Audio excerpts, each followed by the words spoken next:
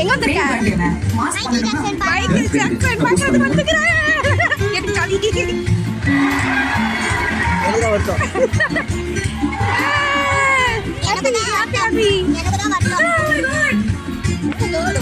உங்க special moments cinema ஸ்கிரீன்ல கொண்டாடுங்க. சர்ப்ரைஸ்.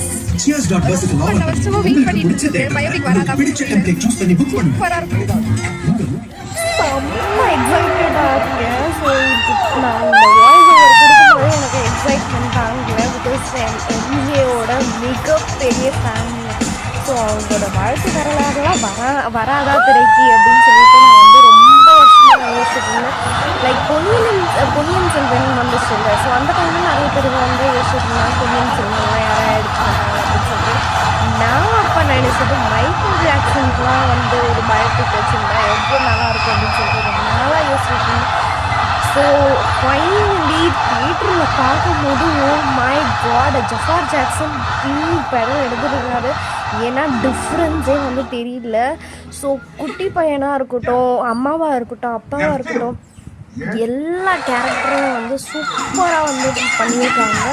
ஸோ இது அதாவது எம்ஜியோட மிகப்பெரிய ஃபேனாக இருந்தீங்கன்னா இந்த கதையை வந்து ரொம்ப பிடிக்கும். அதாவது எப்படி வந்து ஒரு சின்ன இதுலேருந்து ஒரு கான்ஃப்ளிக்டில் இருந்து ஒரு இவ்வளோ பெரிய ஆளாக இருந்தாருங்க. Pure soul. நிறைய கான்ட்ரவர்சிஸ் இருக்குது இதில்.